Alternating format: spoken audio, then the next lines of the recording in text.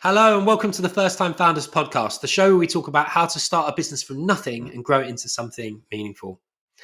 Today, I'm very excited that my very special guest is Meg Payne, the Operations Director and Integrator in EOS Entrepreneurial Operating System parlance for my former startup, Yapster.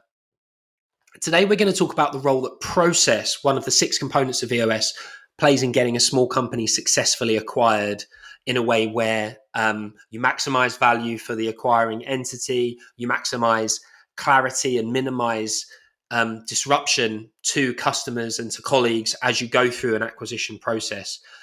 Meg is an amazing integrator, and the acquisition of Yapster wouldn't have happened without her. So she's very kindly agreed to come on and do multiple episodes with me, but the episode today is focused on process as a vehicle for getting your company successfully acquired. I hope you enjoy it, and I definitely hope she comes back and you enjoy future episodes too. So without further ado, my conversation with Meg Payne.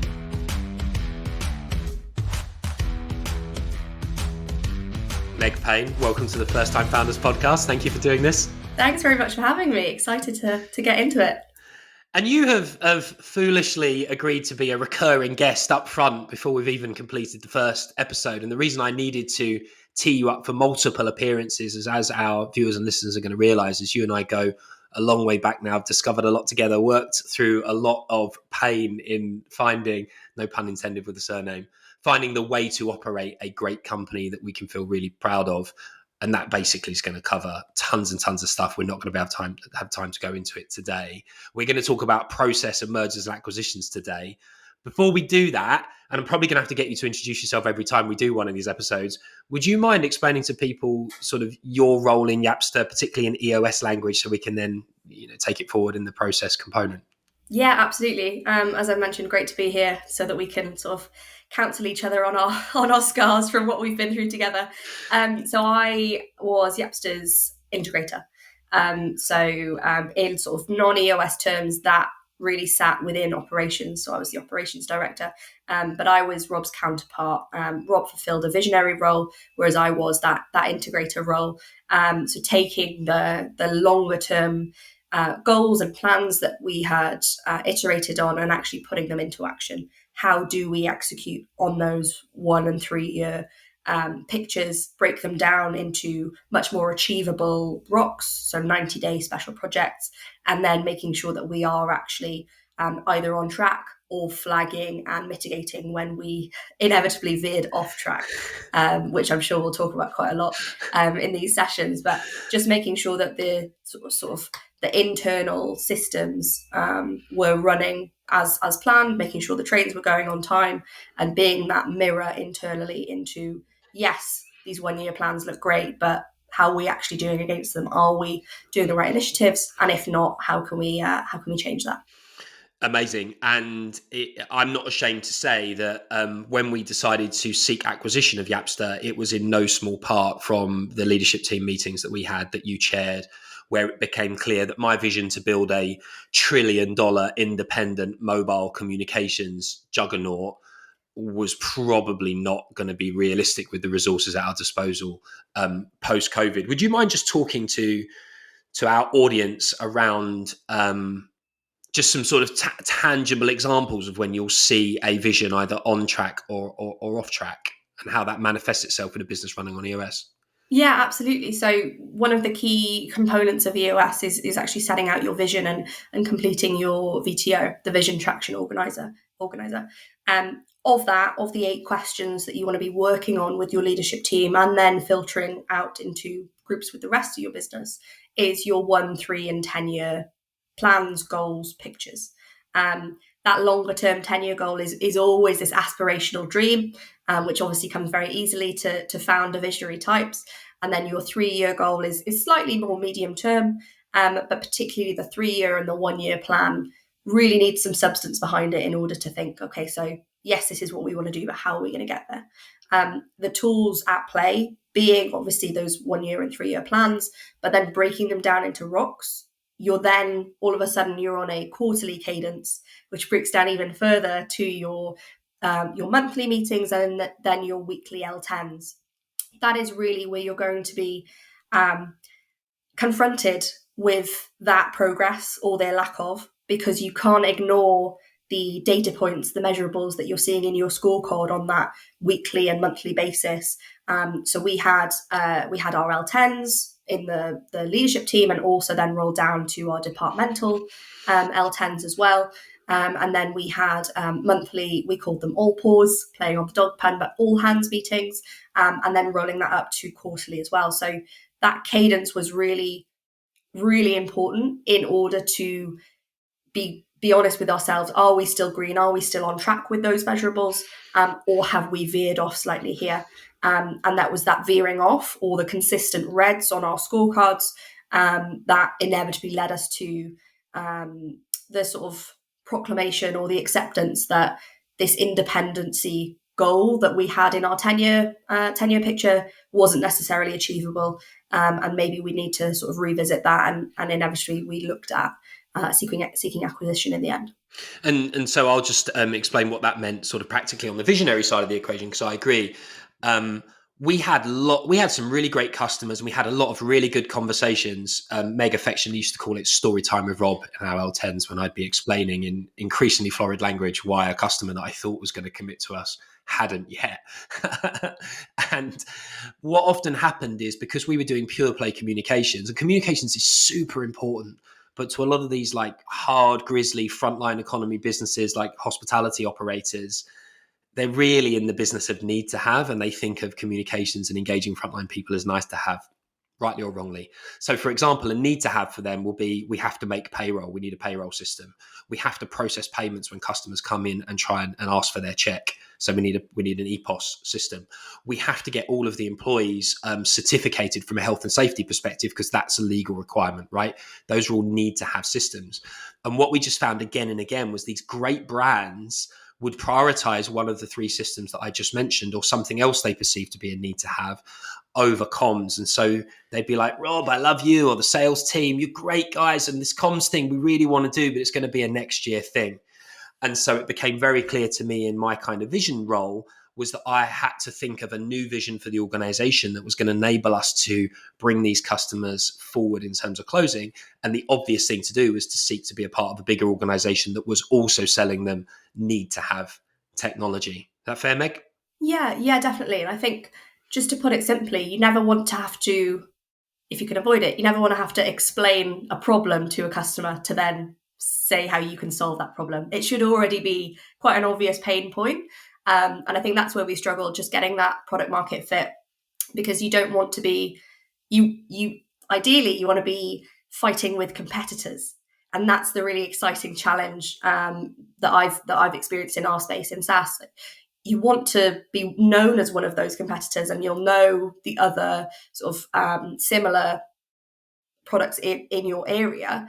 You don't want to be fighting to even be considered a problem, or to even be considered as a line on the P&L. It should be an already established issue or problem that requires something to slot in and solve that, or support in that solution. And I think that's where we struggled, and that's where we came to inevitably that point solution methodology wasn't working for us. And we'd made that decision years previously to really concentrate and narrow down on comms, whereas we would actually need the support of a product that's similar in terms of market fit and industry, but actually has a broader customer base, because it solves not just that one solution, but quite a few problem areas.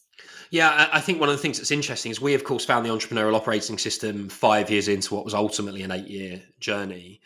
I suspect if we'd known about it 3 years earlier, we would have pivoted into learning, probably rotoring, and it would have been a completely different outcome. So, and I'm sure as we go through this and other conversations, we'll talk about what it felt like to learn to run a small company and lead one effectively, both strategically and operationally. But that's for another day. So we decide that we need to get acquired by a big brother or sister that has a wider set of products that our target customers can buy into, and then get the benefit of the sex appeal of the Yapster messaging solution. Meg, do you want to talk viewers and listeners through roughly high level what the process of getting a small company acquired kind of looks like, and then we'll get into the role that process plays?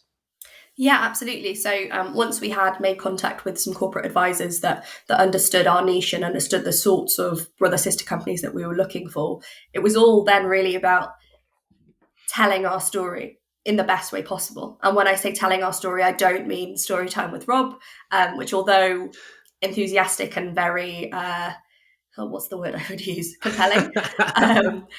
It doesn't translate. And you can't just parade Rob out every time you need to talk to investors.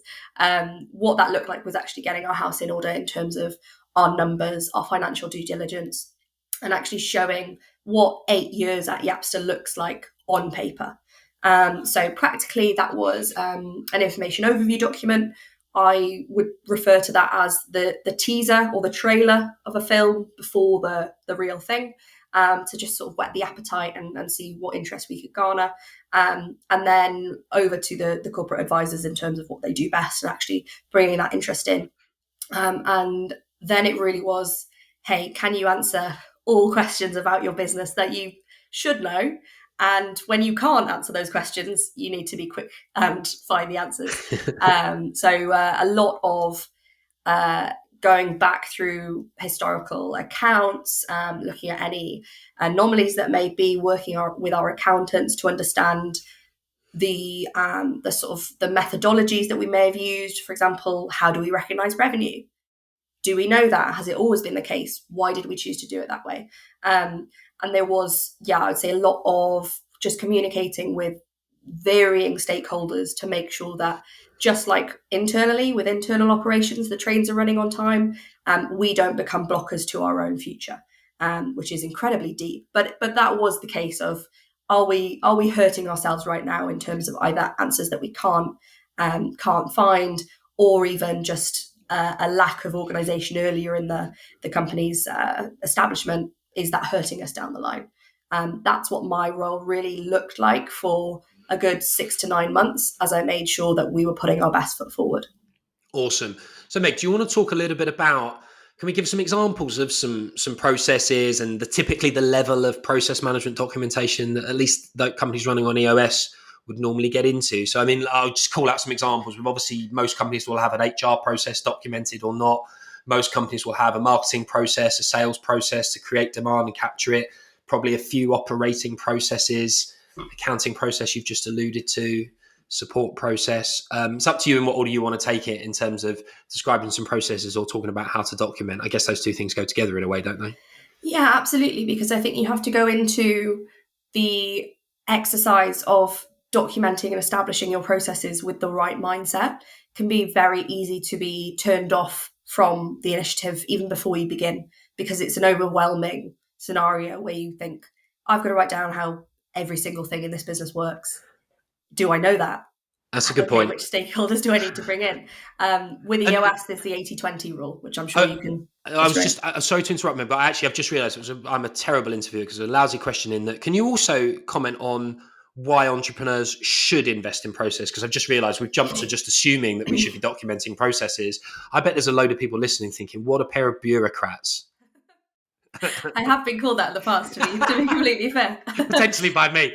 Yeah, one or two.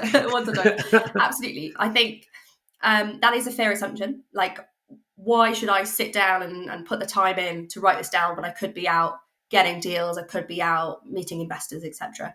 But again, it goes to that mindset of why have you founded that business, or why have you joined that business?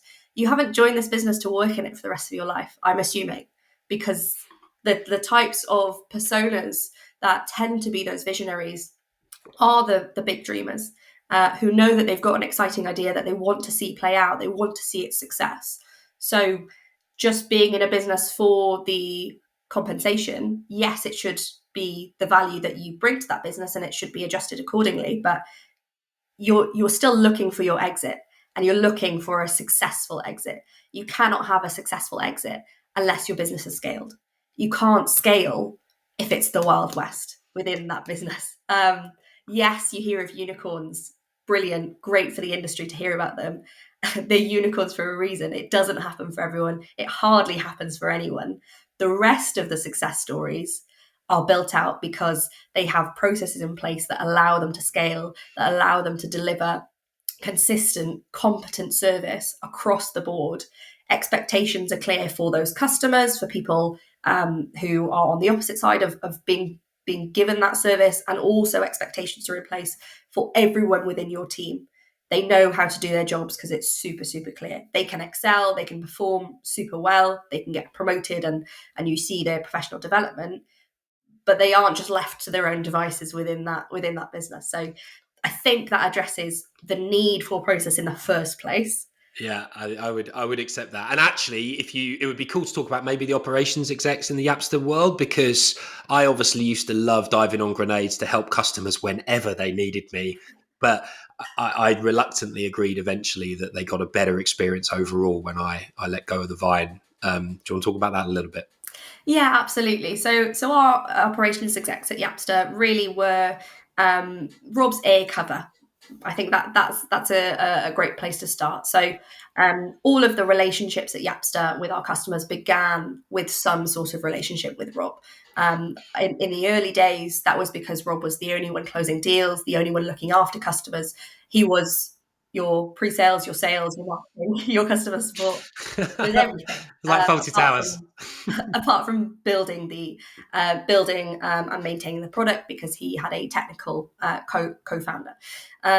When we then were scaling gradually, we knew that wasn't sustainable. And as much as it's great to have a response within an hour from the founder of the business, and customers certainly enjoyed that privilege or whatever you want to call it, that relationship, whenever Rob was doing that, he was dropping something else, because you only have a certain amount of capacity per day, right? So in terms of, if he was prioritizing customer communication, something else was dropping. And it was that acknowledgement that, hey, maybe that's not the best way to deal with things.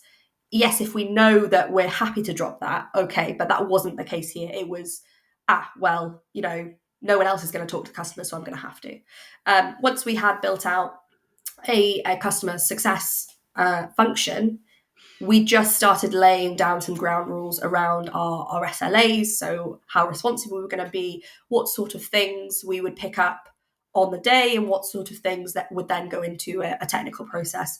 The difference being answering ad hoc questions, of course, we'd be able to respond nice and quickly. Whereas if there were any technical changes or any bugs, that would then go into its own development process. So those operations execs would, as I say, be air cover for Rob.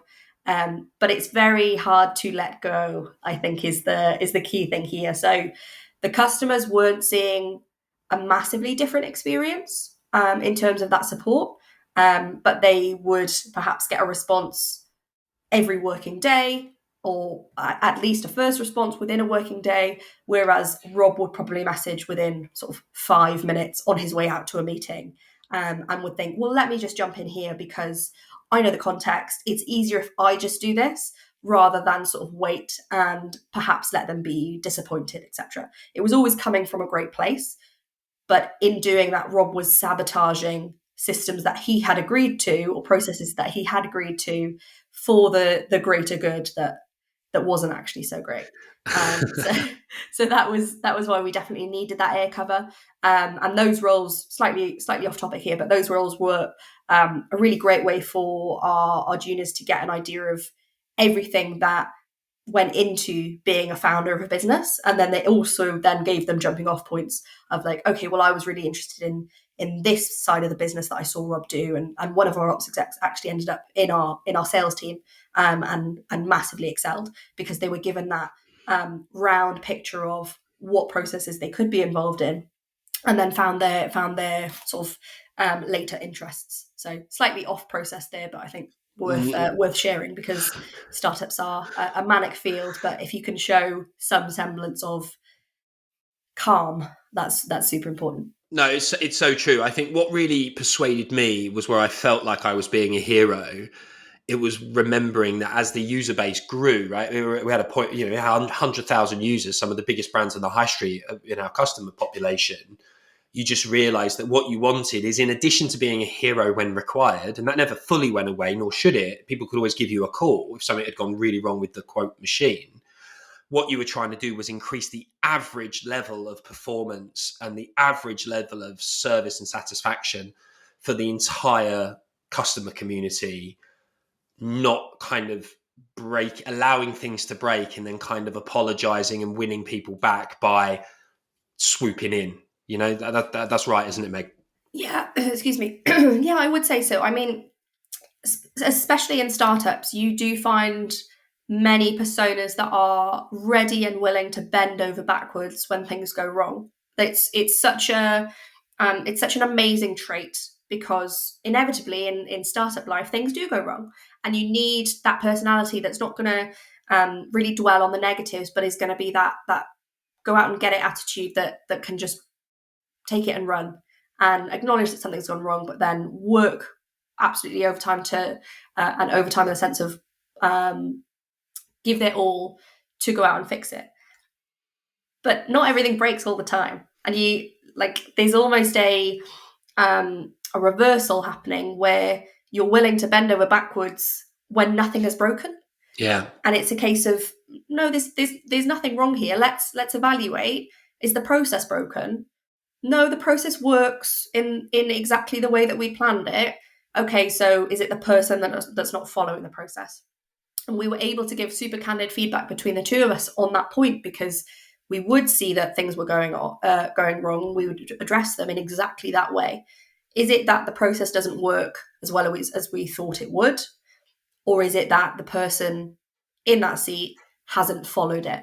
And a lot of the times we were able to say, hey, Rob, you have jumped in there. Yes, it felt good at the time, but actually that's not the process. Like, if you had just followed the process, that would work out exactly as we had sort of planned for it. So there is an adjustment, I'd say, definitely. It's not necessarily specific for founders, but I have seen it with founders quite a lot, where the urge to jump in and really just sort of fall on your sword is almost too readily available.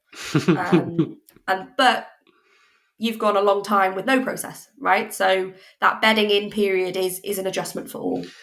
Yeah, one of the things you did really well was you were always on hand for me to be, and I thought you understood, and actually even more so over time, that sometimes I just needed to not just call you ad hoc, but we'd do a check-in, and I'd say to you, I've just got this feeling in my stomach that this is not right and this isn't on brand, and like I think the process might be wrong. And I would say, like, a decent number of the times you'd be like, well, okay, like that's fair. Like, at the end of the day, this is all in service of happy customers. And I found that all I had to do was train myself to not say nothing, but just not to say something to the customer or some random poor colleague that's just trying to do a good job, and talk to you so we could agree whether it's process or performance of process, and then take an action lined up together, right? Yeah, absolutely. I think that's where there needs to be flexibility on both sides, and that there is a natural sort of friction between these two roles sometimes, in that, I've just put in a lovely, pretty process and I'm so proud of it, and it's got all these steps. And then someone turns around, or let's say you turn around, and you're like, Meg, half of that isn't right. Half of that is so against what we do. And I'm like, but Rob, I've just spent like a really nice afternoon just with my processes. Like, could you not? That is genuinely my go-to. And I know your go-to is probably erring more on the side of being a bit looser. So having that understanding between us that whatever happens, the customer is at the center is really, really important. And it's so nice just being reminded of that when I maybe veer off too far to one way and you veer off the other way. Sometimes the process could be lovely, cold on a piece of paper, but it might not be the right fit for your business, and that's okay. Processes are not made to be set in stone. If they're set in stone and there can't be any amendments to them, that's when they just become these stale things that are written down somewhere that never get used, never get looked at. They're not these living, breathing, evolving procedures that should be changed. Like, your processes should be changing on a quarterly cadence as your business changes, as your business grows. It's the framework that's important, of some semblance of everyone within that function is broadly following the same line to then deliver broadly the same result. That's the key there. So love that we had that open line of communication. Yeah, no, I enjoyed that as well. Can we talk a little bit about like what it means to document a process, because I think folks that are listening that are like me are going to be like, okay, so Meg's just given me permission to document with like literally one sentence with no informational value in it, and folks like you are going to be like, okay, she said don't write a 700-page standard operating procedure, but probably 500 pages is okay. So can you just be a little bit more like give people a bit more Prescriptive. flesh on that bone? Yeah. Sure, absolutely. So within EOS, it's the 80-20 rule. So you want to get down 80% of what's going on, but with 20% of that input. So this shouldn't be taking you days and weeks on end. And the key really here is, what are your core workflows within the business? That would probably relate to some section of each department, but it doesn't necessarily have to be a process for each department. What I really love doing is thinking about the customer journey. So that could be just one process, is like how do we get from nobody to prospect to customer to renewing? That is all arguably one process, but you've then taken the business through your pre-sales and marketing, your demand gen, your sales, going over to implementation, and then your customer success or customer support, and then you look at your renewals, which is again with the sales team. So it will end up in a sort of loop, but that's a really nice way of making sure that you've got the main points of each section of the customer life cycle down, without having to say, hey, marketing team, write down every single thing you do, hey, and so on and so on. So the customer process or the customer life cycle makes up the majority of that. And then if you look internally, then there will be some stock processes that you'll probably need to document. If you are an integrator type, a lot of that knowledge is going to sit with you, because you will probably be overseeing the internal operations, like how we pay suppliers, how we make sure that we do X on time, what systems have we got in place, that side of things. And then you will have a people process.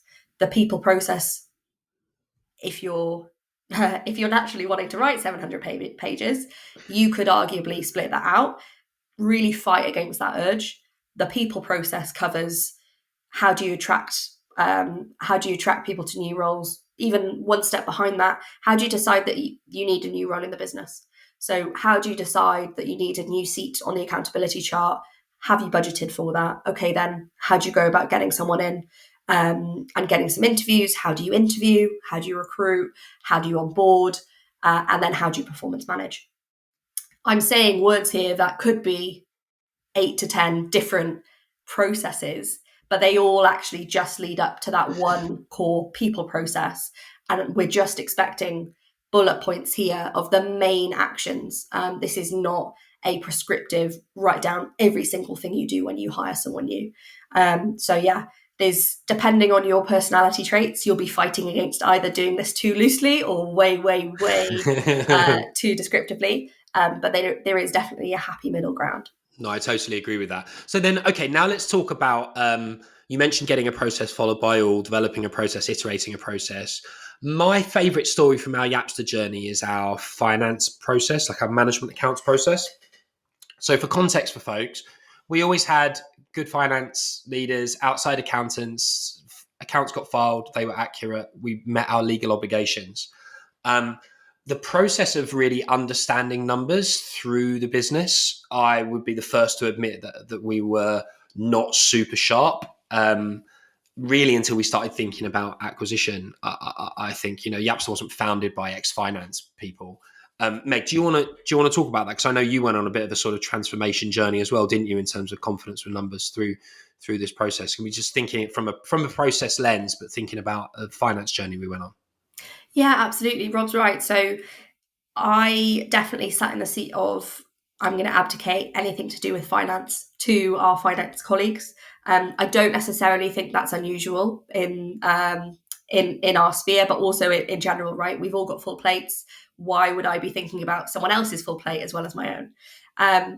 Where that really began to trip us up were those questions that we started to get on our acquisition journey. Could we accurately talk through our monthly management accounts, for example, or any anomalies that may have been there? And it was a categorical no, like right from the off. So in terms of how we then mitigated that with process, we Sorry, really did. sorry, Meg. Can I just jump in because one of my favourite stories is when our finance leader sat out of the room because she was leaving the business, and we, as the remaining leadership team, decided to like not have her in to remove the safety net so we could work out how big the gaps were. Do you remember? Yeah, absolutely. I think we were always such a transparent team, and I don't know whether we wanted to admit just how sort of out of our depth we really felt. And that was the forcing function. She was sat next door. We knew we could go and ask her, but the important thing was that she was not there to talk us through this. So we had to do it ourselves. If I'd had a timer on the board, wouldn't have even hit 5 minutes before we'd gone and opened the door and asked her to come back in and help us. It was shocking because Because we were trying to get into real detail, real accuracy, right? Not just glossing over and being like, they look roughly right, and I think I know what the columns mean. Yeah, okay, fine. On the bank, I can see that I've got enough in the bank account. yeah, absolutely. I mean, the monthly accounts when they would hit our inbox, um, I'm speaking for everyone here, but I'm assuming they all glossed over as I did. You open the document up, you see the different tabs. The tabs largely relate to what you think they should, and then I would check some numbers against, like, oh, I know Rob's closed this, that number matches, seems about right. I wasn't looking at those with any kind of knowledge or context or experience really, and I didn't know what to look for if things were going wrong, and Mm. that was a real sort of jarring feeling because it was still negligent of us not to know. It wasn't coming from a place of, hey, I'm doing this on purpose. Like I don't want to know what's going on in these, and we never thought that there was anything really wrong. But we didn't know enough to really interrogate those numbers. So apart from that gloss over that we'd all been doing, as soon as we had to dig into any numbers and explain why that number was the way it was, we were really lost. And that's even as simple as, oh, well, I can see there's a formula in this spreadsheet that's noting these numbers, and that gives us the total. Why is the formula chosen those numbers? I couldn't tell you that. I couldn't tell you if it had been a formula mistake where someone had copied it over wrong, or if that was genuinely how that should be worked out. And we all really had a bit of a rude awakening there.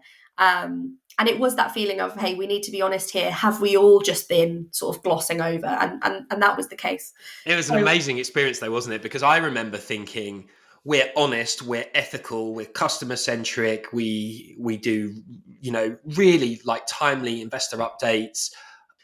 We're statutorily compliant, and also as a first time founder, people encourage you to kind of surround yourself with great people, like hire great people and then get out of their way. Like if you're not careful, that's the definition of abdication rather than delegation. And so I love it that we're sort of walking into the danger and sort of speaking this truth to other founders, because I guarantee 80% of founder led organizations listening to this and their leadership teams will be in the same boat. yeah, big time. As much as it was a shock, I knew that this wasn't unusual for us only now to be sort of addressing these things.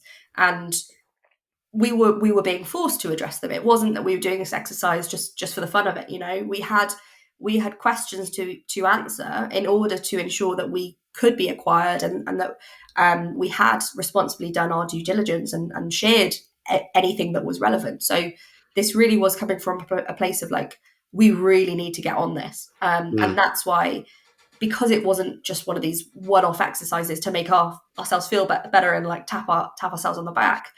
We needed a process to make sure that this wasn't just going to be remember that time it was awful, but we never really did anything about it, and we've just kind of carried on. And that's where the repeatable steps of a process come in. And what did that look like? Because it was pretty simple, wasn't it? Like it had a big impact on us for something that wasn't hard. Absolutely. You don't have to overcomplicate these things, and that's a real key learning, I think, for anyone looking to implement the process element of EOS.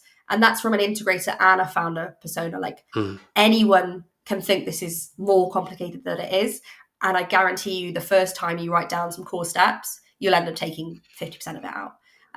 But that was literally, we received the monthly accounts on a set day. Every month. So our accountants would drop them over the second working week of the month. They had until the first week to close out the accounts. And they got a bit of a shock, didn't they, when suddenly we had a process and we're like, where the F are our accounts?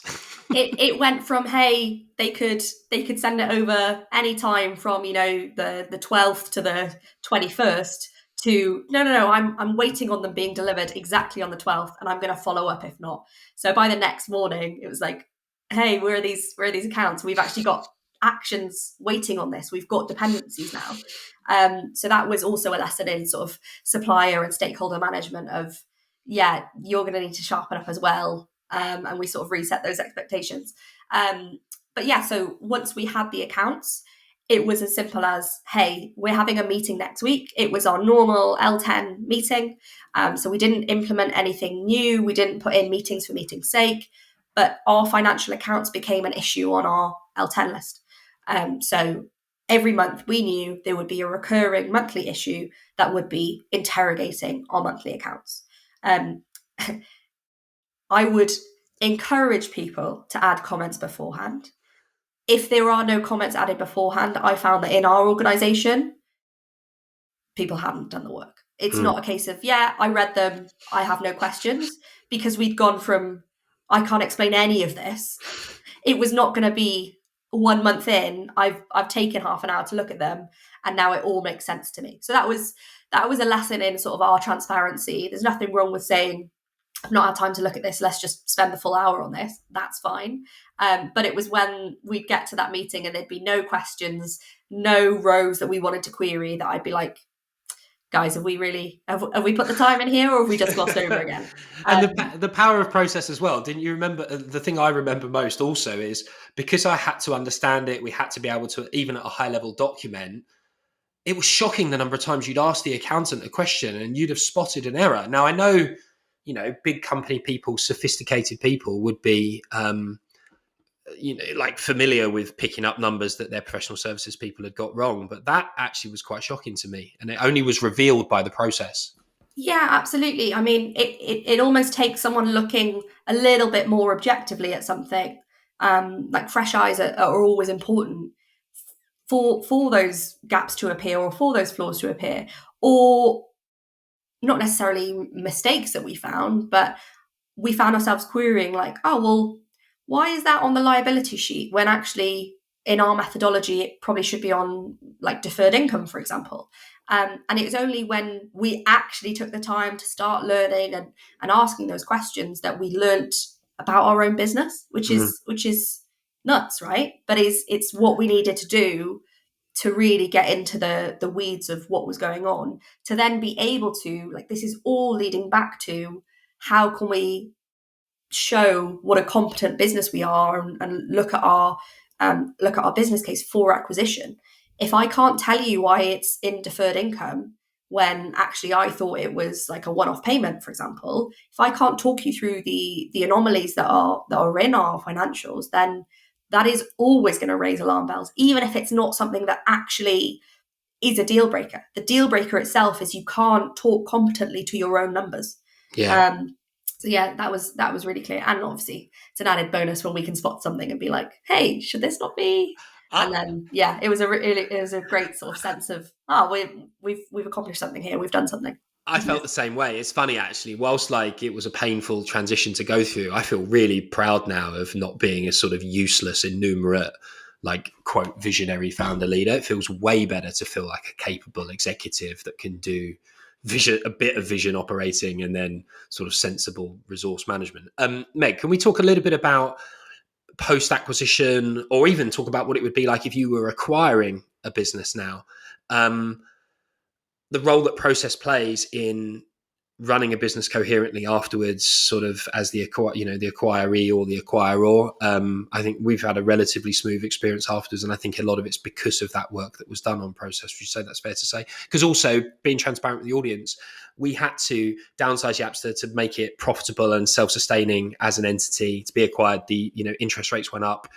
The attractiveness of sort of the companies funded in the go-go years to be deliberately loss-making in pursuit of growth, that chapter was changing around the time that we acquired. So we restructured the business so that it could be sustainable for the acquirer. So anyway, we don't really need to get into that, but just to be honest with the audience, and Meg, do you want to talk about how the role that process played in allowing continuity for the customers and our new owners? Yeah, absolutely. So, I mean, the key thing here, key is key man risk. As Rob said, we did have to downsize. So we did go from a team of 15 to 3, 2 of which being on the call now. And we, part and parcel of that acquisition was we were sold as a going concern. So there was to be no service disruption, or as little as possible, to our customers. And we were really passionate about that, because all of this has been in service of the customer. How do we keep delivering that service when we knew that we couldn't maintain that as an independent entity? And sorry, just for listeners, also the organisation that we're a part of has got 60 people, right? So you just can't have duplicative functions and headcount because it feels good. Sorry, Meg. Yeah, carry on. Yeah, no, absolutely. So this wasn't a case of just merging as is. There was a lot of work that went into sort of pre-acquisition, what this could look like based on the headcount that we were moving over, and also the capacity as well. You can't just give out 15 people's worth of jobs to 3 people. The maths doesn't work there. So being clear that we had the seats that we had 3 seats. We obviously needed to maintain that service. So the product itself still needed to stand up. We needed someone to support the product. But the rest of our operations, for example, were really going to be condensed and downsized. Process was key here. Even if you talk sort of super loosely around supplier management, there were tons of suppliers that just weren't going to be part of our journey any further, because the sort of the sales, the marketing, the active development side of things wasn't going to be part of the elements of process and function that moved over. Because that was already covered by the other entity, right? Yeah, absolutely. So there's a lot of functions where we may have the same provider for a function, but they would still be separate accounts. And then also there'd be comparative. So if you take your accountancy, your information security, anything to do with sort of subscription management, for example, any error logging, monitoring for dev, you're gonna have to make some changes there in order to condense those, and then start the process of moving assets over to the new system. So a lot of sort of unraveling and condensing went into sort of pre-acquisition. We were able to downsize the operating costs of the business quite significantly while we made that move over. And as Rob said, making sure that as an entity, we could still deliver that service relatively sort of price efficiently or cost efficiently, rather than still having these sort of inflated expenses and then being acquired. And then also looking sort of actually post acquisition, really just understanding how much of the customer support process was really crucial, and then how much of that were the additional things that we were doing as a growing company. Because we had those core processes of how the business operates down, living, evolving processes, we were able to just keep on running. The strain actually wasn't very tough at all, I want to say, when we were actually acquired at the beginning of this year. So we went from a team of 5 customer support agents to actually just myself, because we were able to automate and self-serve a lot of the elements of the process that were required. And then we were able to evaluate the rest of the steps and think, okay, how do we mitigate here without changing the relationships we have with those customers, and without really damaging that level of service. So our SLA did change slightly. We went from 24 hours to 48 hours. That's still very responsive for our area of the tech space. But I can't point to any real huge changes to customers that were made because of this acquisition, because, as I've said, the most important thing was that service delivery. And on the technical side of things, we've been able to maintain that really well, and concentrate on just moving all of that support over to our acquirers' systems to ensure that not only are we delivering that service, but we now have a much larger team in support of that, and that key man risk is no more. So that technical lead, yes, is the point person, but we have business continuity in place to make sure that any other member of that technical team of the acquirer can jump in. We wouldn't have had that if all of the processes were just in our technical lead's brain. Listen, and Meg, you did an amazing job on that, to be fair. Because I think one of the things, the reason I like being transparent about this stuff is it doesn't get talked about enough. You know, if you build a really big business that gets acquired, not just as a going concern, but as a kind of value, like a growth engine for the acquiring company, they're going to leave everything in place. You're going to keep all of your functions and they're just going to keep growing that independently as a Sure. totally separate sister division. In that case, process is still important because the acquirer needs to understand it to be able to model it and fund it to scale it up. But in many cases, if you get acquired where part of the rationale is strategic synergy, cost synergy, so that the acquired asset's more profitable for the Mm-hmm. acquirer, which is ultimately the best way of creating value for the exiting shareholders, that necessarily is going to involve like streamlining the acquired entity where you keep as much of the things that directly go to value and you take out any cost that doesn't directly speak to value. Nobody talks about it because it's really uncomfortable. I'm super proud that through the Yapster journey, like as we were seeking acquisition, we went to the whole market and decided, is this going to be a growth investment thing? Are we going to be a tuck in somewhere? And the whole team were transparently included all the way along the way, which also meant that you were able to be really honest with people about building out processes that mitigated key man risk, and colleagues supported that so that they didn't feel like they screwed over customers or screwed over colleagues or anybody else that might step into their seat. I mean, look, not all entrepreneurs listening to this are going to be able to follow that because it's as much about culture as it was about process. But I thought you did an excellent job of that. I hope I played some small role in creating a culture where people felt comfortable. Yeah, no, absolutely, of course. I mean, when you talk key man risk, the sort of short term element of that is, and in terms of communicating that to the rest of your team, hey, like we want you to use up the annual leave that we give you. Like, please take a rest, go on holiday, do what you want to do. Like, That's a great you point. can't do that if you are integral to how a system runs. People shouldn't be in a system. People should use a system. So that is the short term sort of scenario where you can get people starting to think about not just in theory why this is a good thing, but why this is a good thing for them and how it influences their decisions and how it benefits them. Everything that I want to communicate out to teams now, I ask myself, like, what's in it for them? Like, why do they care? Because that's so crucial to sharing information and making sure that things stick and that you're able to sort of get people on board with you. If this is just a cold, hey, you have to write down everything you do on a daily basis, sure, they're going to do it because you've just told them in a really grim way to do it. But like, that's not how you get people on board with you. And that's not how you get people moving towards the same goals as you. So as I said, the short term is someone else needs to come in and do your job and cover for you, and we want you to go off and have a lovely break. The sort of more stark reminder of that is if there is one person that genuinely is running a lot of the business or a key part of the business, that's a massive business risk. That's a huge business continuity risk, disaster recovery. If they're key to your disaster recovery, like genuinely, what will you do if they get hit by a bus? It's a horrible reminder, but that's what we had to keep asking ourselves to force ourselves to do this exercise, because no one wants to sit down and write this all down just for the sake of it. You have to be thinking about what your end goals are and why you're doing this. And that was very true of our technical lead, who for the past 8 years has had to carry his laptop around with him on every family holiday ever. Like, that's not that's not fun. That's not a life.